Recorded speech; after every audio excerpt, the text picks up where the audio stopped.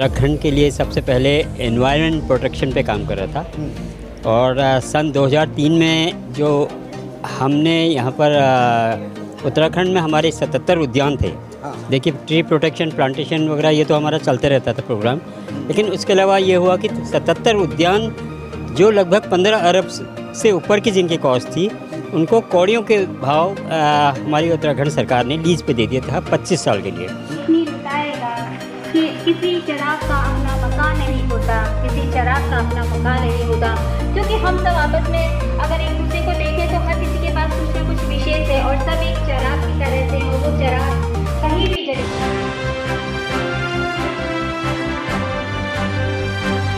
मैं एम नफीस रशीद, आप देख रहे हैं भारत न्यूज़ 247।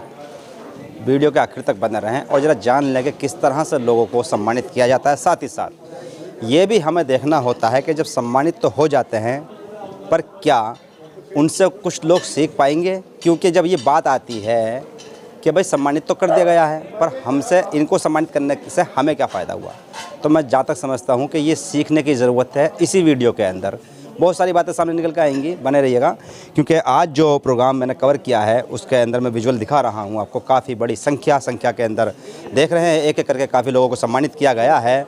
इस भीड़ के अंदर बहुत लोग ऐसे हैं जिनसे मैंने बात की है।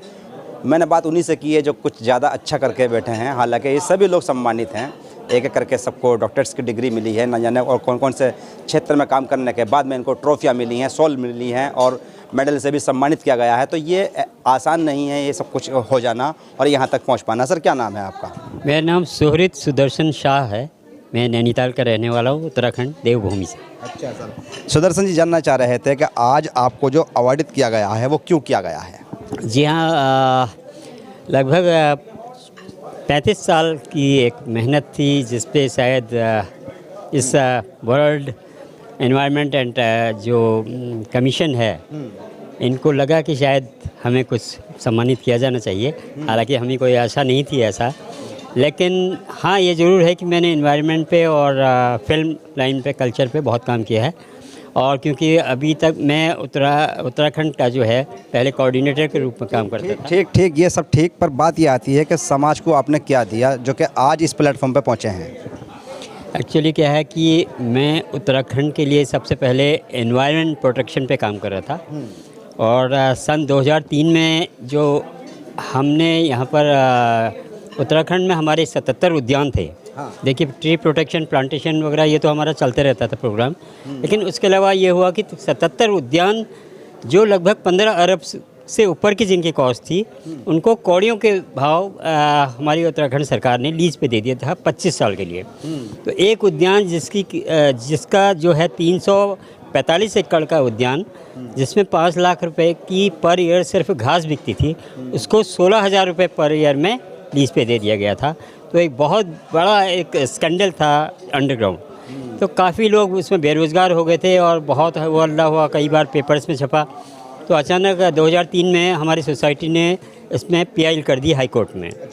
हाई कोर्ट नैनीताल में ये पीआई 2003 में चली और माननीय उस समय तत्कालीन न्यायाधीश श्री धुलिया जी थे। उन्होंने कहा no orchard will be lease out in the state of Uttarakhand और इमीडिएटली स्टे दे दिया। उसके बाद ये केस चलता रहा क्योंकि 77 लोग थे और बड़े बड़े थे, उसमें डाबर भी था, टाटा भी थे, बिरला भी थे और बहुत बड़ी पार्टीज़ थी जिन लोगों ने उद्यान ले लिए थे। अब उस उद्यानों का प्रयोग जो है वो ऑर्चर्ड के बजाय उसमें होटल्स बना रहे थे, रिजॉर्ट्स बना रहे थे, कोई अलग अलग काम कर रहे थे और बड़ा मतलब उन उद्यानों में कंस्ट्रक्शन भी स्टार्ट कर दिया था। तो हमें लगा कि ये हमारे पर्यावरण के लिए बहुत गंभीर खतरा है और हमारी धरोहर है सारी ऑर्चर्ड, क्योंकि 15 अरब आप लगा सकते हैं कि उस समय की बात है 2003 की। कितने लोग शामिल थे आप इस पर्यावरण को बचाने के लिए, इस संघर्ष को करने के लिए, या खाली आपको टीम बना के बैठे थे, आप उसकी देखभाल कर रहे थे या उसका संचालन कर रहे थे आप? नहीं, देखिए ऐसा है कि सोशल वर्क में जब कोई काम होता है तो अकेले भी चलना पड़ता है, बाद में लोग जुड़ते चले जाते हैं।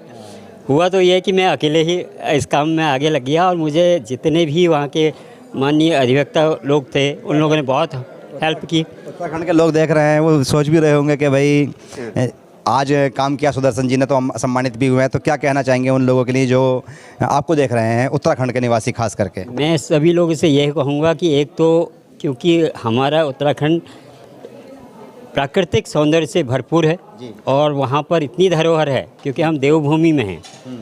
तो एक तो भूमि न बेचें, भू कानून आ रहा है अभी जो लागू हो गया है। दमी जी कानून पर बात कर रहे हैं, उस पर मैंने सुना है और उसमें कुछ बदलाव की बात हो रही है, बड़ी जिद्दोजहद हो रही है, राजनीतिक मामला बन जाएगा अगर मैं ज़्यादा उसमें पूछताछ करूँगा आपसे तो। जी बताइए आप। मैं ये कहना चाहूँगा कि एक्चुअली क्या हुआ कि हमारे उत्तराखंड के लोग पलायन कर बैठे और हुआ ये कि हमको जब उत्तराखंड राज्य मिला 2000 सन में, तो 9 नवंबर 2000 को जब हमारा उत्तराखंड राज्य बना, तो उसमें सबसे जो एक गलत बात हुई है, जिसको मैं कह सकता हूँ कि हमारे उत्तर प्रदेश के सारे अधिकारी उत्तराखंड में आ गए और उसमें कई लोग ऐसे थे जो ये सर ये कहाँ बात दिमाग में आ गई आप लोगों के, क्या उत्तराखंड भारत से अलग है? उत्तराखंड उत्तर प्रदेश का मुकुट था, जैसे वैसे हमारा क्या बिहार के लोगों को इजाज़त नहीं है दिल्ली में आने की? नहीं, वो ज़रूर है। मैं इस बात पे ये नहीं कह रहा हूँ, मैं ये कह रहा हूँ कि हमारे पूरे उत्तराखंड में बन चुकी है क्या बाहर के लोग क्यों आएंगे हमारे उत्तराखंड में? हम भी तो जा रहे हैं, हम बॉम्बे जा रहे हैं, दिल्ली जा रहे हैं, कलकत्ता जा रहे हैं, हम जाने के लिए मना नहीं कर रहे, लेकिन वहाँ के लोगों का शोषण नहीं होना चाहिए। जो बिल्डर्स आए, बिल्डर्स स्पेशली बिल्डर्स की बात कर रहा हूँ, जिन्होंने आकर वहाँ पर बड़े बड़े अट्टालिकाएँ खड़ी कर दी, कंक्रीट का जंगल बना दिया और उनको बेचना शुरू कर दिया। उससे क्या हुआ कि हमारे उत्तराखंड पे बहुत गंभीर इन्वायरमेंट बना। आपका मानना है ये है, मैं पर फिर भी मैं मीडिया वाला हूँ, मैं ये जानता हूँ कि जिस समय आंदोलन चल रहा था, उत्तराखंड के अलग होने की मांगें हो रही थी, उस समय हम भी थोड़ा बहुत लिखते थे, बोलते थे, बताते थे, पर बात ये आती है कि आपकी लड़ाई को उत्तर प्रदेश वालों ने भी लड़ा है। सब ने लड़ा। देखिए, मैं ये नहीं कह रहा हूँ, उत्तराखंड इसलिए बनाया गया कि वहाँ की भौगोलिक परिस्थिति को देखते हुए कुछ नए ढंग से उत्तराखंड राज्य को चलाना है। बट सबसे बड़ा अफसोस यही रहा कि उसकी भौगोलिक परिस्थिति को न देखते हुए ऐसे ऐसे नियम कानून और ऐसी ऐसी योजनाएं बनाई गई जिसका कोई फ़ायदा उत्तराखंड वासियों को तो हुआ ही नहीं।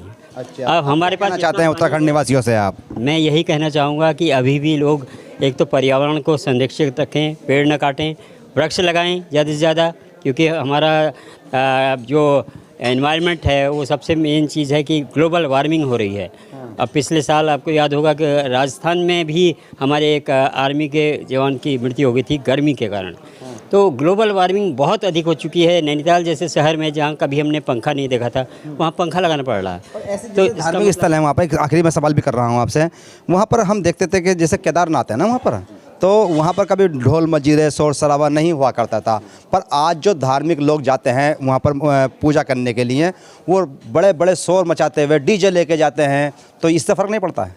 देखिए, आपको याद होगा कि 2013 में जो एक आपदा आई थी केदारनाथ में, वो इसीलिए आई थी क्योंकि वहाँ बहुत अनैतिक कार्य होने लग गए थे और हम लोग इस बात को कह रहे थे कि ये क्या हो गया, हमारा एक इतना पवित्र धाम जहाँ शिव जी हमारे निवास करते हैं, वहाँ पर मीट तक बिक रहा था और बहुत से ऐसे काम हो रहे थे, उसको टूरिस्ट प्लेस बना दिया था।